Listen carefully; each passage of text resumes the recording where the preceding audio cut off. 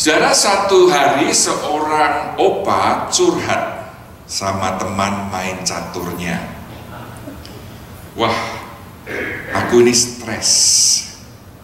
Belakangan istriku kalau aku ajak bicara, diam aja, tidak merespon. Lalu temannya tanya, apa mungkin ada kata-kata yang menyakitkan, yang membuat istrimu terluka? Si opa ini bilang, seingatku kok nggak ada ya. Ya fine, tapi belakangan aku tanya sesuatu tidak dijawab.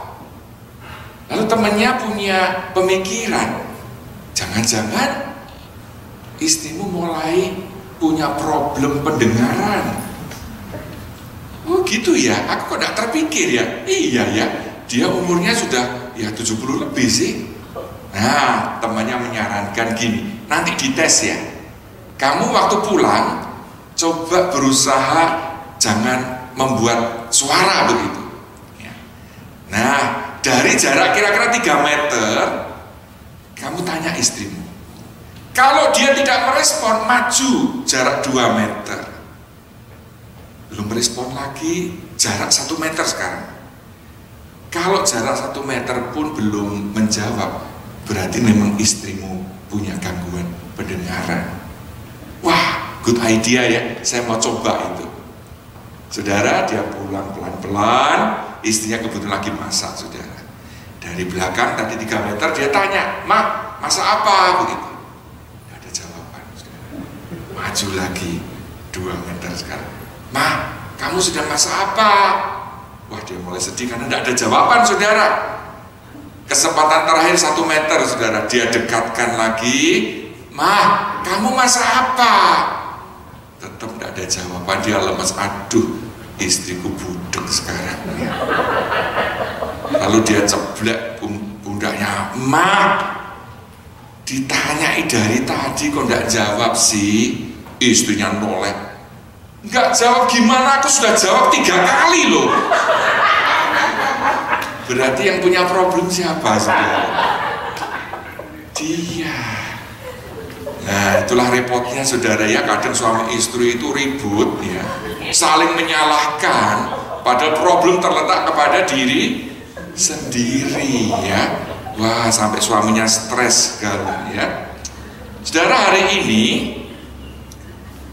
seperti yang saya sudah bicarakan dengan majelis, saya akan memulai satu seri khotbah ya tentang bagaimana Allah memperdulikan masalah emosi kita. God cares about our emotional problems. Saudara-saudara, pada tanggal 5 April 10 tahun yang lalu, ada sebuah berita yang menggemparkan sekaligus membuat banyak orang Kristen bingung, saudara. Kenapa ada anak seorang pendeta besar yang begitu terkenal di seluruh dunia bunuh diri? Namanya Matthew Warren. Dari nama belakangnya saudara sudah tahu ya, ini anak dari Pastor Rick Warren. Banyak orang bingung, kok bisa ya anak pendeta kok bisa bunuh diri? Saudara, rupanya Rick Warren ini mengalami depresi yang begitu parah sudah bertahun-tahun. Saudara, saat mendapat berita ini, Rick Warren dengan hati yang hancur, dia tulis pesan kepada jemaatnya. Dia bilang, anakku ini sudah bertahun-tahun mengalami emotional pain, sudah berobat, sudah ke konselor, tapi akhirnya tidak membantu. Sehingga satu saat dia ingat anaknya bilang, "Pak, aku kan kalau mati masuk surga kan? Kenapa aku tidak mati sekarang aja? Supaya aku bisa mengakhiri pain ini." Nah, of course papanya bilang, "Jangan begitu." Ya.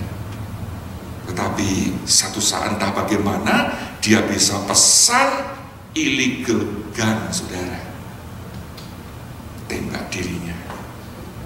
Aduh, satu peristiwa yang menggemparkan, yang membuat banyak orang sedih. pedih sekali. Tapi saudara, hal ini menunjukkan kepada kita bahwa emotional pain itu real. Bahwa orang itu bukan saja bisa sakit secara fisik, tetapi juga di dalam hatinya, emosinya itu bisa mengalami tekanan yang begitu berat sehingga sampai beberapa orang tidak lagi tahan dan mengakhiri hidupnya. Saudara, penelitian terbaru yang dilakukan oleh Universitas Indonesia menunjukkan bahwa 19% orang dewasa muda di Indonesia menderita depresi. 19%, saudara. Ya. Sebelum pandemi hanya 3%. Jadi kenaikannya itu sangat tinggi.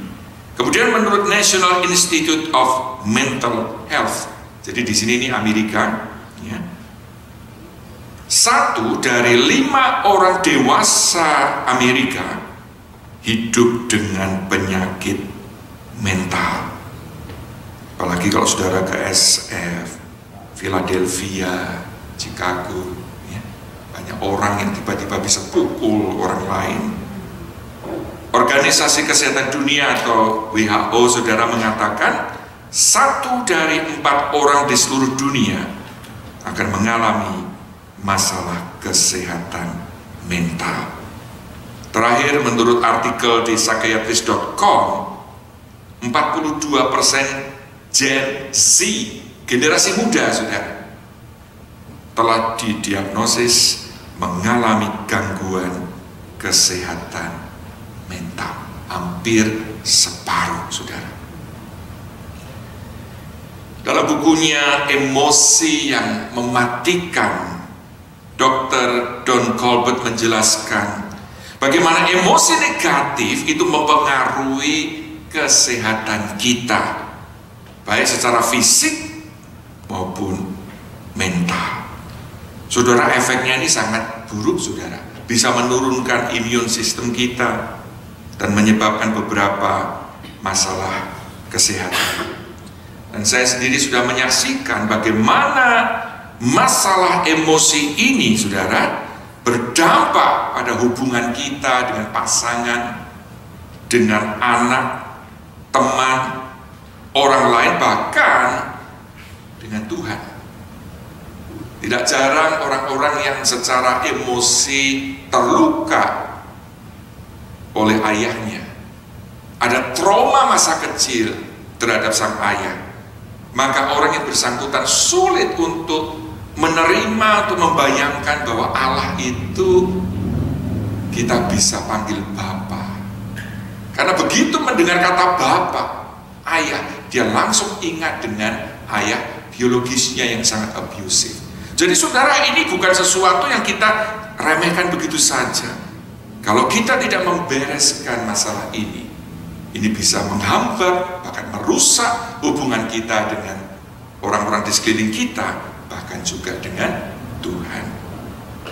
Oleh karena itu, saudara, hari ini kita akan membahas tentang masalah emosi dan bagaimana Allah memperdulikan masalah emosi kita. Dalam 4 khotbah selanjutnya di tahun ini, saya akan membahas tentang stres, depresi, worry, dan fear.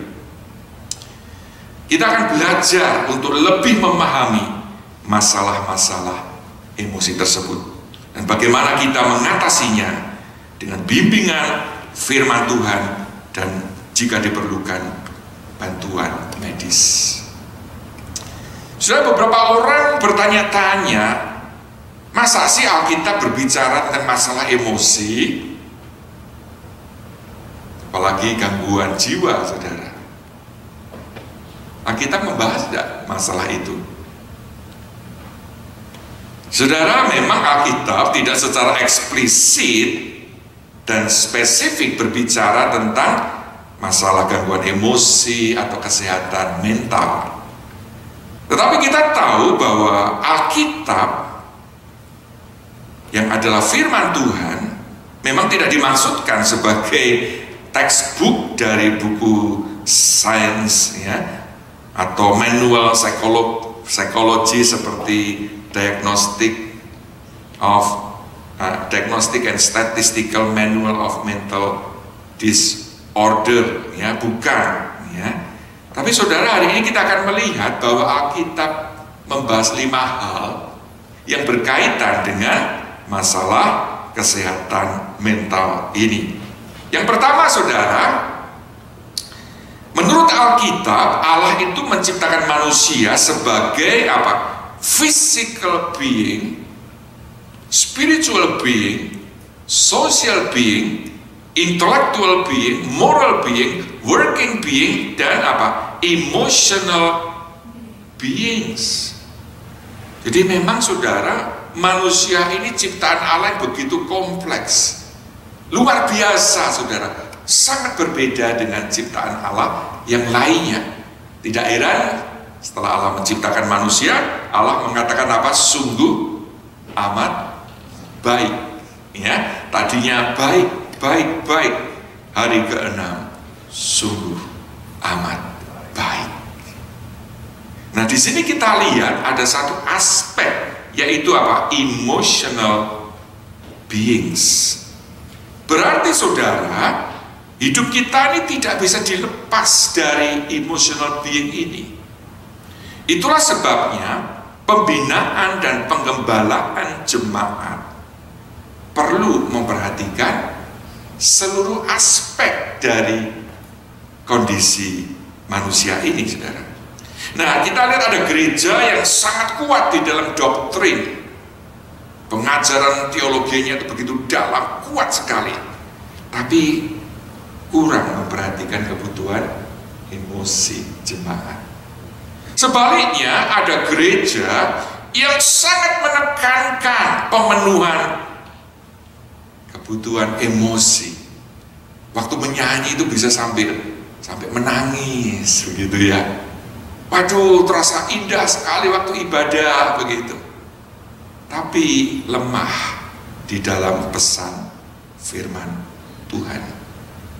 Nah, seharusnya saudara, gereja itu perlu memperhatikan semua aspek dari diri jemaatnya. Jadi saudara, di sini kita melihat lebih lanjut kenapa yang kedua, Alkitab itu juga menceritakan kasus-kasus tekanan emosional dan gangguan kejiwaan dari para nabi, saudara, dan pemimpin. Jadi Alkitab apa adanya. Meskipun itu seorang nabi, kalau ada masalah diceritakan supaya kita juga bisa belajar dari apa yang dialami oleh orang yang bersangkutan. Nah, of course saudara, di Alkitab kita ini tidak ada istilah stres ya, depresi itu tidak ada saudara, istilah bipolar ya, atau manic depressive. Itu kan term-term yang kemudian diciptakan di dunia modern ini. Tetapi kita melihat bahwa beberapa kasus menunjuk kepada tanda-tanda dan kasus orang yang bersangkutan itu mengalami gangguan emosinya. Contoh pertama saudara, Ayub saudara. Ayub ini mengalami goncangan hidup yang begitu berat, luar biasa. Saudara, orang tua yang ditinggal mati satu anak saja, itu bisa mengguncang hidupnya. Dan saya sudah menjumpai itu. Dalam kasus Ayub saudara, bukan cuma 1, 10 anaknya langsung mati dalam 1 hari. Saudara, orang kehilangan bisnis itu bisa goncang. Di Lampung ada kisah tempo hari seorang pengusaha kaya, tiba-tiba karena kasus 98 itu habis, jadi gila saudara. Ayub juga kehilangan bisnisnya. Belum lagi dengan kondisi kesehatan fisik. Jadi Ayub ini, waduh, berat sekali pergumulan dia. Kemudian kalau kita membaca kitab Mazmur, Ada yang disebut Mazmur Ratapan. Saudara, di situ kita melihat bagaimana sang pemazmur mencurahkan perasaannya, kesedihannya, kekhawatirannya, ketakutannya. Seperti yang tadi sudah kita baca di Mazmur 42 ayat ke-5, di mana sang pemazmur berkata, "Mengapa engkau tertekan, hai jiwaku, dan gelisah di dalam diriku? Berharaplah kepada Allah, sebab aku akan bersyukur lagi kepadanya, penolongku dan Allahku." Kasus lain yang saya kira cukup sering disebutkan, yaitu siapa? Nabi Elia, saudara, yang kemungkinan dia mengalami depresi sampai-sampai dia merasa sudah lebih baik aku mati saja. Sudah lihat di sini, dia bilang, "I have had enough,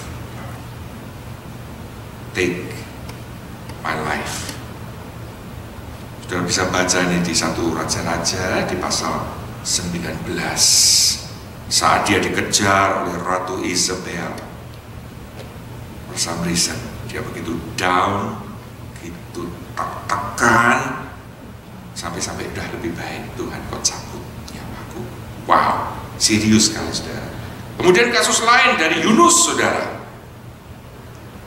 Kita juga kalau membaca kisah ini, maka nampak bagaimana Yunus juga mengalami satu tekanan batin akibat ketidaktaatannya kepada Allah. Demikian juga saat melihat ternyata Allah kok mengampuni itu orang-orang di Niniwe, dan dia tidak bisa menerima hal itu, saudara. Sehingga di Yunus pasal 1 ayat 1 sampai 3 dia mengutarakan kekecewaannya. "Now, O Lord, take away my life, for it is better for me to die than to live."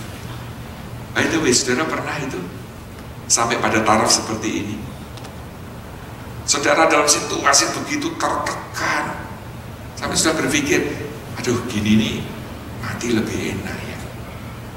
Rasanya itu sudah semua gelap, tidak ada harapan, tidak ada jalan keluar. Saudara, kalau sudah sampai taraf seperti itu, hati-hati ya, saudara membutuhkan pertolongan. Itu sudah taraf depresi serius, saudara. Jadi Alkitab, saudara, membahas itu, masalah gangguan emosi, tekanan jiwa yang dialami oleh bahkan hamba-hamba Tuhan. Yang ketiga, kita juga melihat bagaimana Alkitab mencatat adanya masalah emosional dan gangguan mental yang disebabkan oleh kuasa kegelapan, unclean spirits, evil spirits, dan sebagainya.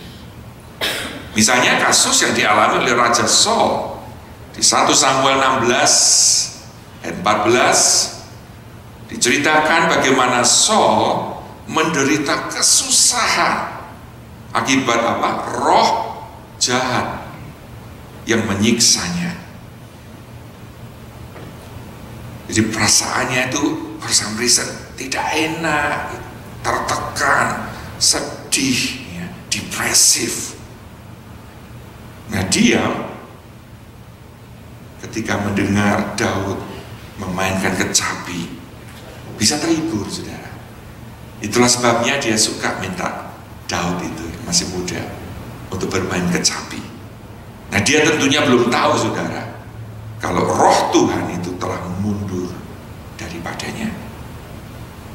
Itulah sebabnya sekarang dia diganggu oleh roh jahat. Nah, masalah ini untuk para terapis, konselor khususnya di Amerika yang banyak yang tidak percaya Tuhan. Jadi saudara, hati-hati ya kalau ke terapis, ke konselor, karena menurut statistik 70% dari psikolog, psikiatris, terapis itu tidak percaya Tuhan, saudara. Nah, kalau tidak percaya Tuhan, kita misalnya pas ada kasus seperti ini ya, mereka ignore, saudara. Mereka tidak percaya dengan hal seperti ini. Dan memang, saudara, tidak semua kasus itu karena gangguan kuasa kegelapan. Kita juga harus hati-hati. Tetapi Alkitab menyatakan ada, saudara, orang yang diganggu pemikirannya, emosinya, karena apa? Kuasa kegelapan. Contoh lain, saudara, di Markus pasal yang ke-5. Kalau tadi dari PL kita lihat satu kasus Raja Saul, yang di PB, saudara, ini malah sudah terang-terangan disebutkan, saudara, tentang seorang di Gerasa yang punya kekuatan yang luar biasa, saudara. Sudah dirantai pun saya putuskan itu, saudara. Ini kekuatannya lebih dari Mike Tyson, saudara, ya. Diikat, berapa orang pun lepas, saudara. Dan dia hidup berkeliaran, saudara, bahkan tanpa mengenakan pakaian. Tapi apa yang terjadi ketika Yesus jumpa dengan orang itu? Yesus bebaskan orang ini dari kuasa kegelapan, dan dia langsung sembuh, saudara. Jadi ini bukan gangguan jiwa oleh karena masalah yang terjadi di otaknya, ya. Kadang-kadang memang ada orang terganggu sudah di brainnya, itu akibat kecelakaan bisa, akibat drugs bisa, drugs itu juga bisa mengakibatkan halusinasi. Ini bukan, ini pure disebabkan oleh evil spirit. Sehingga ketika Yesus membebaskan dia dari roh-roh jahat itu, dia sembuh. Ayat ke-15 menyatakan orang itu berpikiran apa? Waras sekarang, ya. Jadi, saudara, sekali lagi ini perlu kita ketahui, ya, bahwa ada yang disebabkan oleh gangguan kuasa kegelapan. Nah, saudara, kita anak-anak Tuhan, saya percaya tidak akan dirasuk, ya. Waktu retreat saya sudah jelaskan itu waktu diskusi dengan bapak-bapak, ya. Roh yang tinggal, yang ada di dalam diri kita, yaitu Roh Kudus, itu lebih besar dari segala roh yang ada di dunia. Tapi iblis masih bisa mengganggu, apalagi kalau kita persekutuan dengan Tuhan itu jauh, kita sudah lama tidak bersekutu, kita tidak mengikuti pimpinan Tuhan, iblis bisa mengganggu kita. Nah, kita juga bisa mengalami berbagai macam masalah emosional itu. Kenapa? Karena we are living in a fallen world. Ingat ya, kita ini tinggal di dunia yang sudah jatuh dalam dosa.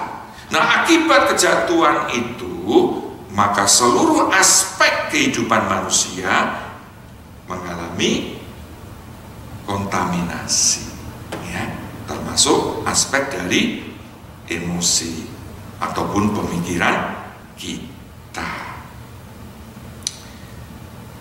Sehingga, saudara, Rasul Paulus mengatakan bahwa seluruh makhluk, ya, bukan cuma kita, bahkan ini satu bahasa puitis, ya, karena ada saat dimana kita ini merasakan tekanan, penderitaan, kesusahan, maka kita merindukan untuk lepas dari tekanan masalah yang ada di dunia ini, ya.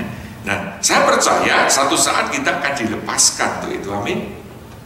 Dan itu yang ya saya syukuri ketika saya menanyakan kepada anak saya dan menantu yang mengalami kecelakaan dan harus kehilangan banyak hal. Saya tanya, kamu kecewa enggak sama Tuhan? Mereka bilang enggak.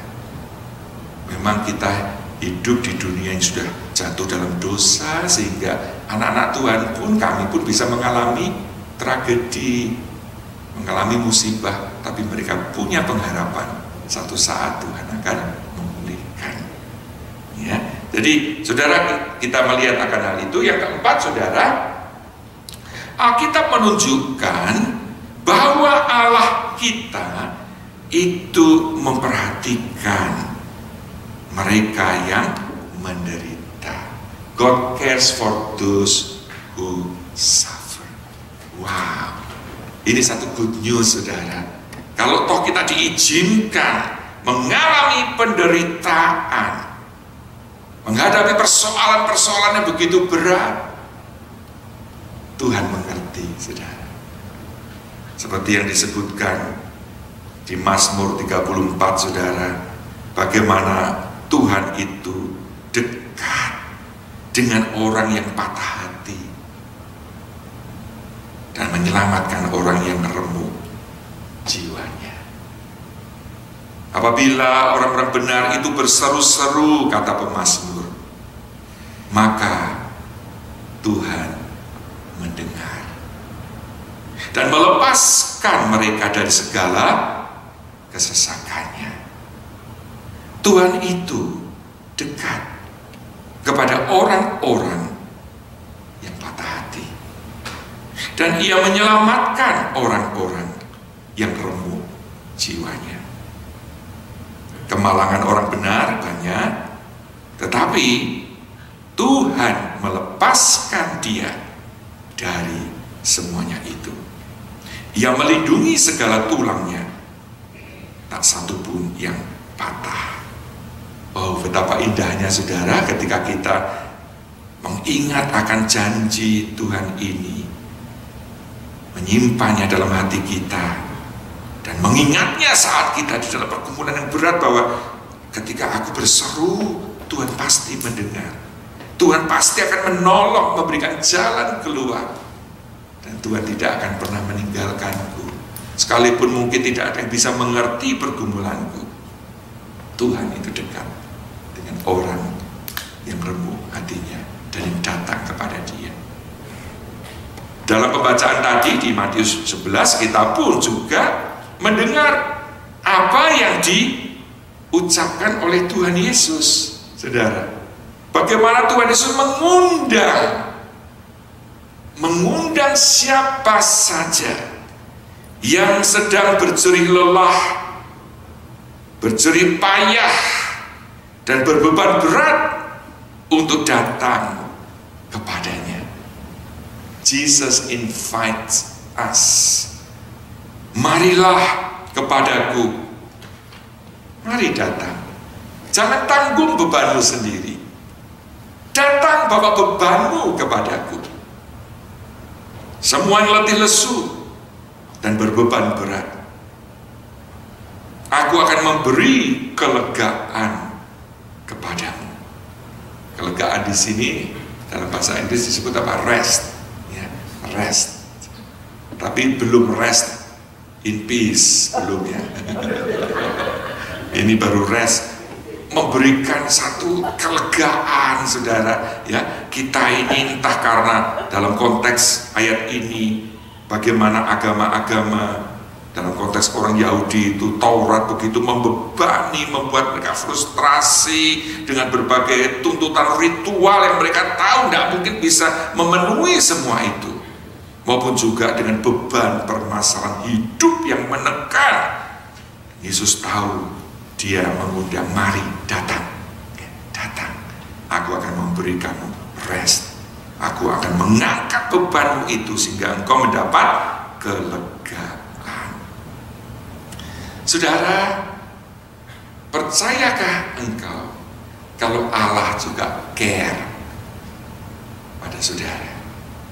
Allah mengerti pergumulan beban yang saudara sedang alami. Ada yang berbeban karena punya suami yang sulit. Di sini sih para suami baik semua, right? Ibu-ibu setuju? Ya. Saya bicara pada suami-suami yang di sana-sana itu, saudara, ya. Tidak jarang istri tertekan. Aduh Pak, suami sensitif sekali, sensi sekali, mudah tersinggung. Saya tidak ada maksud apa-apa, marah, merasa saya tidak hormati, suka emosi. Sehingga saudara percaya tidak ada istri yang bilang sama saya, Pak Ben, kalau suami saya tidak di rumah, saya itu malah senang. Suami bilang, Pak Amin, aku mau tugas, diutus kantor. Berapa lama Pak? Gak lama kok, 3 hari. Dalam hati sang istri, kok tidak 1 bulan gitu. Saya tanya, loh kok malah seneng? Habis dia kalau di rumah itu malah bikin saya tuh stres. Ada aja yang dikomplain. Saya sudah berusaha ini itu masih aja disalah-salahin. Kalau dia tidak ada di rumah itu wah rasanya freedom. Tapi sekali lagi ibu-ibu di sini tidak ada yang seperti itu. Amin. Ibu-ibu di sini malah senang kalau bapak-bapak di rumah terus ya. Kalau mau pergi malah tidak boleh ya. Itu artinya bahagia ya. Tapi saudara itu terjadi ya. Banyak pernikahan yang seandainya Tuhan izinkan untuk pisah, sudah lama sudah banyak keluarga Kristen yang akan pisah. Nah saudara, bagaimana menghadapi situasi seperti itu? Datang pada Tuhan. Tuhan, aku kok suami kok kayak gini toh Tuhan, aku sudah berusaha menerapkan firman Tuhan, menghormati ya, melayani suami dengan sebaik mungkin, tapi dia kok tidak ada appreciation, semua di matanya salah gitu.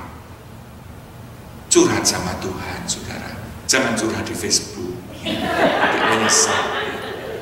Sebaliknya suami-suami kalau ada yang aduh istriku ini kok galaknya minta ampun toh Tuhan ya, aduh aku sudah ngalah loh tapi dia itu kok maunya ngontrol semua begitu ya, bawa sama Tuhan, minta hikmat Tuhan bagaimana bisa mengatasi situasi. Tidak sedikit juga orang tua yang stres, khawatir karena melihat anak-anaknya ini hidup di luar Tuhan, dan itu berat saudara kalau kita tahu anak kita ini jauh dari Tuhan. Wah, itu satu beban yang berat. Atau anak yang sakit, saudara. Ada seorang ibu di Indonesia yang teks saya, tolong ya doakan anak saya. Waktu periksa, ternyata ada benjolan, saudara. Nah, dia khawatir kenapa? Karena mamanya kena kanker. Kakaknya kena kanker, sudah meninggal. Dia sendiri juga menderita kanker, puji Tuhan sudah 5 tahun, 6 tahun survive. Sekarang anaknya sudah. Bayangkan itu, betapa khawatirnya hati seorang ibu ketika dokter menemukan ada benjolan.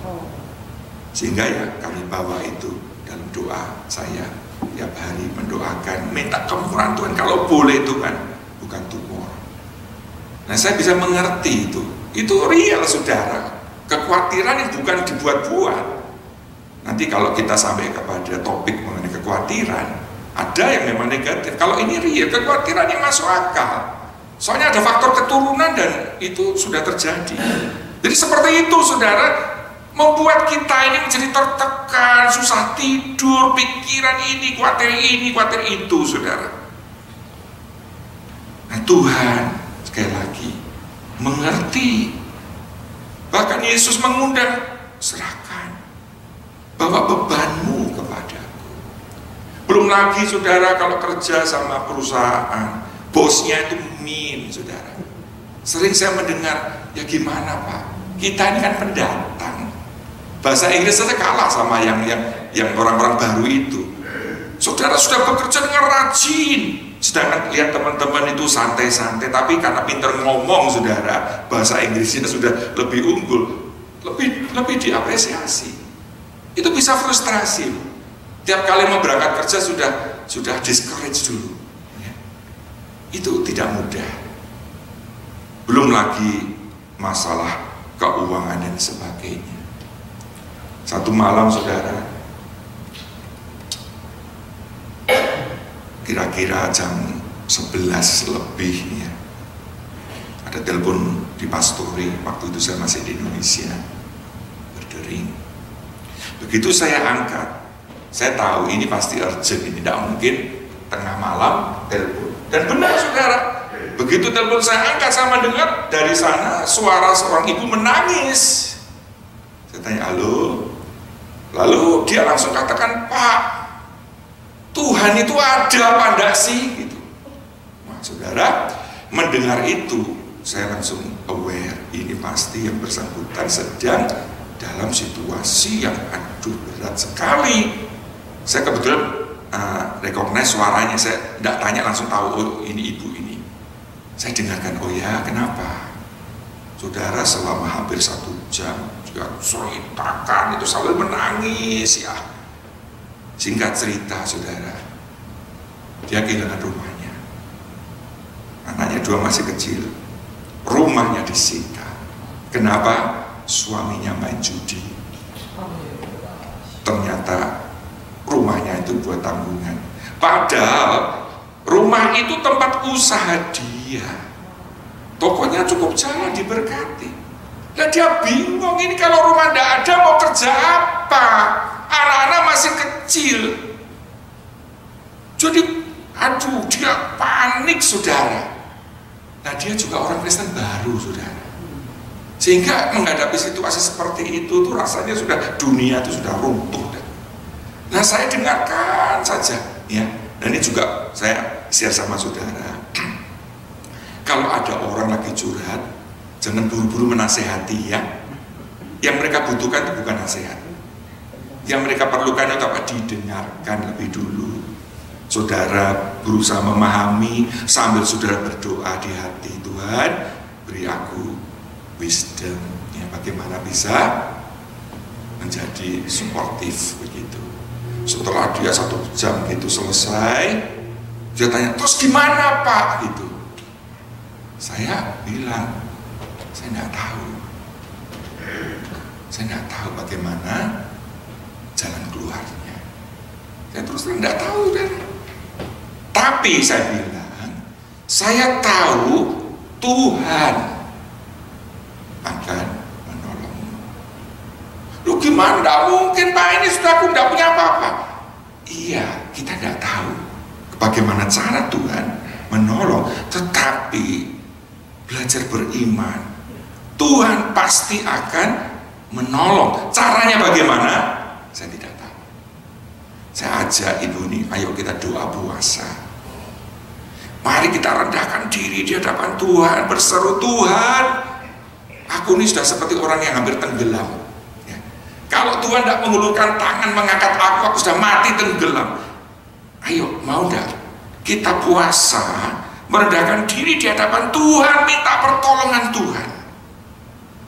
Saya bilang, iya. Saya ajak doa.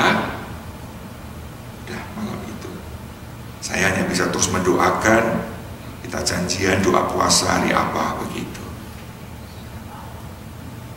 Saudara, Tuhan mengerti beban masalah yang engkau hadapi. Bawa semua itu kepada Tuhan. Amin.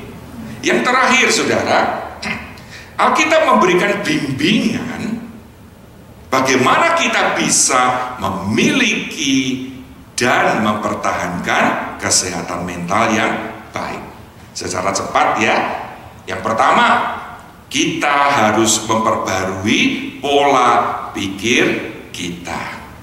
Jadi konsep-konsep yang lama, cara berpikir yang lama, yang impossible, tidak bisa, kita masih terfokus kepada perkara-perkara duniawi. Kita harus mengalami transformasi sehingga kita bisa mengerti kehendak Allah. Yang kedua, kita harus memfokuskan pikiran kita pada hal-hal yang baik dan benar. Kalau tiap hari saudara hanya memikirkan, aduh Bu Mince itu kok minggu lalu kok ngomongannya kok nggak enak gitu. Saudara sambil masak ya, masih ingat perkataan si Bu Mince. Bu Mince-nya sudah lupa, saudara masih ingat-ingat itu terus ya. Ya, saudara akan terganggu ya. Saudara fokuskan seperti apa yang Filipi 4 ayat 8 nasihatkan. Apa yang harus kita pikirkan? Semua yang benar, semua yang mulia, semua yang adil, semua yang suci, semua yang manis, semua yang sedap didengar, semua yang disebut kebajikan, semua yang patut dipuji, apa? Pikirkanlah semuanya itu. Saudara, dengan kita mengisi pikiran-pikiran kita dengan hal yang benar, dengan firman Tuhan, maka rasa tertekan, khawatir, takut itu akan sirna. Ya, Tuhan akan mengambil alih apa yang menyebabkan tekanan-tekanan itu dalam hati kita. Yang ketiga, kita perlu take a rest, saudara. Kadang-kadang kesibukan yang terlalu banyak itu juga bisa menimbulkan tekanan seperti yang dialami oleh Nabi Elia. Nah, kita belajar seperti Tuhan Yesus, memang pelayanan itu penting. Ribuan orang itu selalu menantikan Yesus, tetapi Yesus tahu dia perlu me time, saat dia bisa sendiri, saat dia bisa bersekutu dengan Bapaknya, saudara. Sehingga dalam segala kesibukannya, Yesus selalu berusaha pagi-pagi benar menyepi, menyendiri untuk bersekutu dengan Bapaknya. Nah, kita pun juga perlu waktu ini, ya. Yang keempat, kita perlu berolahraga. Ini karena kondisi fisik juga mempengaruhi emosi, tapi Paulus bilang lebih daripada itu, beribadah. Ya, ini dua hal ini perlu kita lakukan. Yang kelima, nah, Amsal 17 ayat 22, memiliki hati yang gembira. Sudah tahu enggak, hati yang gembira ini juga choice, bukan situasional. Ya, ketika saudara bangun tidur, langsung yang diingat itu Tuhan. Terima kasih Tuhan, aku masih bisa bangun, tidak rasa sakit. Ya. Sudah tahu tiap hari itu jutaan orang sudah tidak bisa bangun dari tidur, meninggal, saudara.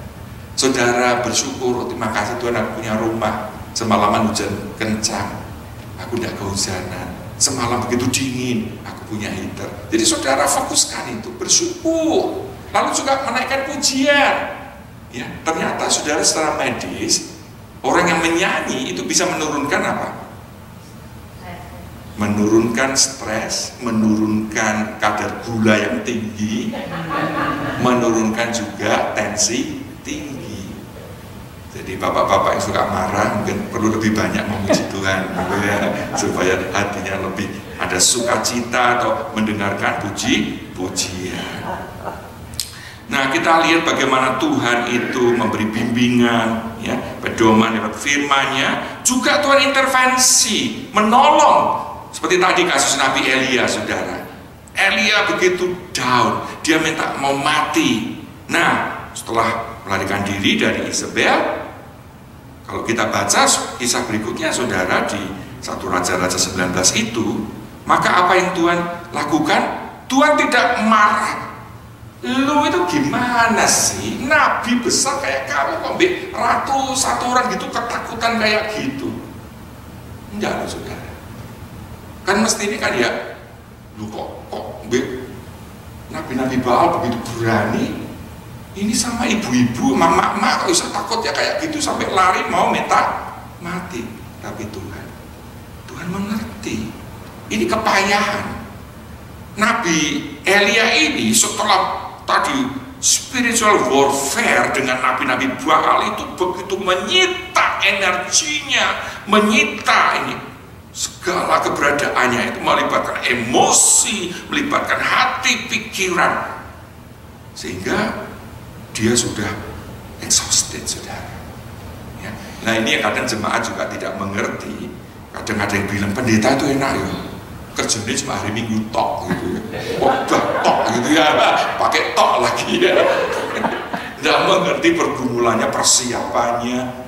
Dan kalau habis khotbah itu, saudara, semakin seorang hamba Tuhan mempersiapkan, menggumulkan, dan menyampaikan kebenaran firman Tuhan, itu hari Senin, saudara, terasa kelelahan secara fisik, secara mental.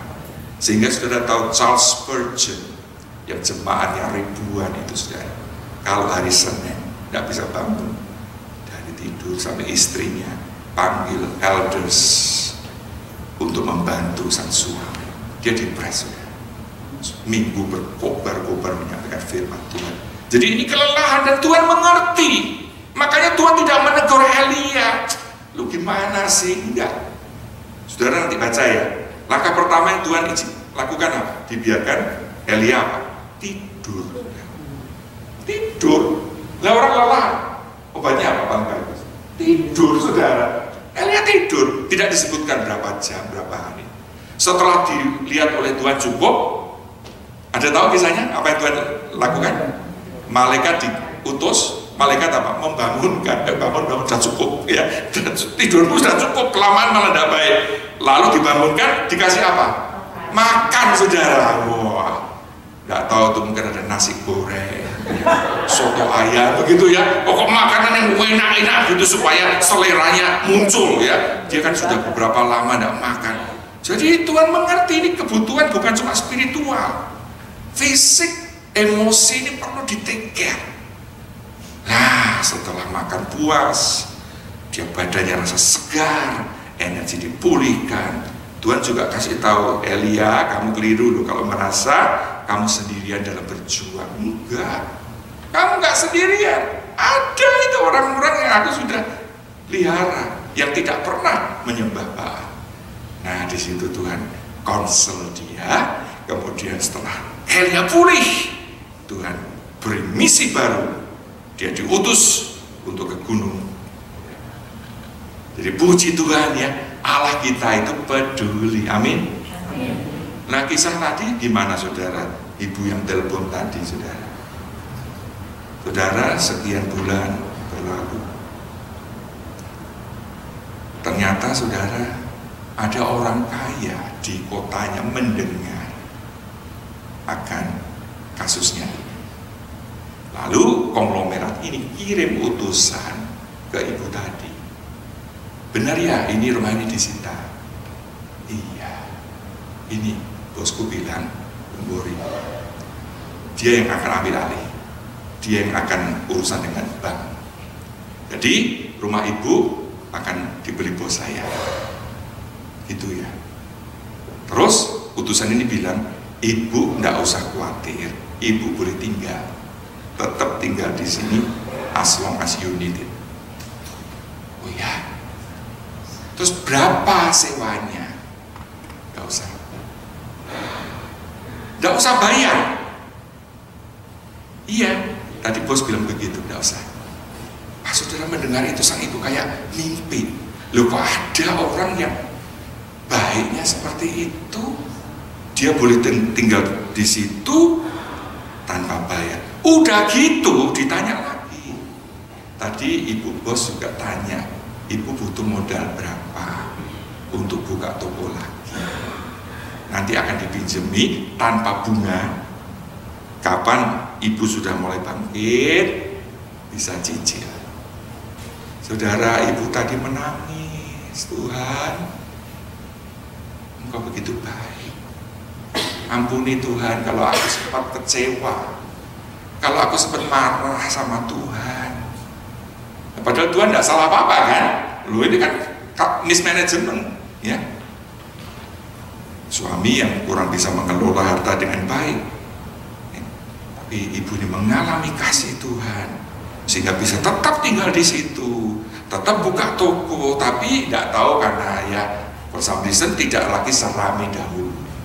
Dia kemudian cari pekerjaan, dapat sudah jadi salah satu agent, dan dalam waktu yang begitu cepat, saudara, prestasinya itu begitu tinggi sampai dia kontak saya lagi, Pak Ben, saya dapat bonus ini ke Jepang, tapi saya tidak mau pakai, saya minta bisa berupa uang saja, saya masih membutuhkan. Wah, sampai saya juga heran, tidak ada pengalaman kerja itu kok bisa seperti itu. Singkat cerita, rumah itu kemudian diserahkan sama memang yang membeli tadi, dan dia bisa membeli rumah baru. Itu waktu itu kan saya sudah tidak di kota itu, saya kadang tulis surat, kasih ayat firman Tuhan. Itu dia rumahnya kumpulin, saudara. Waktu ketemu saya terakhir, ini Pak Ben saya kembaliin ya, saya tidak butuh ini lagi. itu ayat-ayat firman Tuhan gitu ya, sudah lepas saudara dari masalah-masalah itu. Ya. Nah saudara, saya tidak tahu pergumulan saudara itu apa. Ya. Dan sering saya kalau ditanya, gimana nih Pak? Dan saya bilang saya tidak tahu. Tapi yang saya tahu Tuhan pasti menolong. Kalau engkau mau datang kepada Dia, merendahkan diri, bila perlu minta ampun. Kalau saudara misalnya sadar, aduh iya ya, aku waktu mengambil keputusan ini kurang bergumul, sekarang salah arah, harus menanggung akibatnya, ya minta ampun ya. Kemudian memohon pertolongan Tuhan dan jalan keluarnya. Saudara, Tuhan mau kita memiliki kehidupan yang sehat, baik secara jasmani, rohani maupun mental.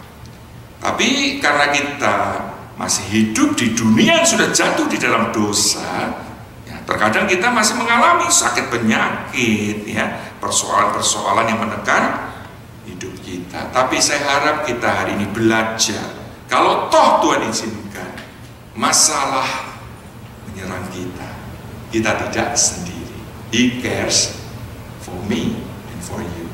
Ya, datang kepada Tuhan, meminta pertolongan, jalan keluar, sehingga kita boleh mengalami 1 Petrus 5 ayat 10, dan Allah sumber segala kasih karunia yang telah memanggil kamu dalam Kristus kepada kemuliaannya yang kekal akan melengkapi, meneguhkan, menguatkan, dan mengokohkan kamu sesudah kamu menderita seketika lamanya. Jadi saudara, kita jangan kalah oleh emosi-emosi yang negatif tadi. Kita harus mengontrol. Kita harus kuat di dalam Tuhan yang menyertai kita di dalam segala keadaan. Amin. Bersama dengan Tuhan kita akan mengalami kesehatan mental. Bulan depan kita akan mempelajari apa yang Alkitab katakan tentang stres. Ya, tidak semua stres jelek. Nah, ini previewnya ya, trailernya ya, tidak semua stres jelek. Kita kadang butuh stres. Kenapa? Ini penting ya, karena generasi yang baru sekarang ini, Gen Z, itu disebut apa? Strawberry generation. Mereka hebat dalam teknologi, canggih, tapi lembek, lemah di dalam mental. Ini juga kaitannya dengan parenting yang kurang bijak. Jadi kita akan belajar nanti tentang stres ini. Kiranya Tuhan menolong kita sekalian. Amin.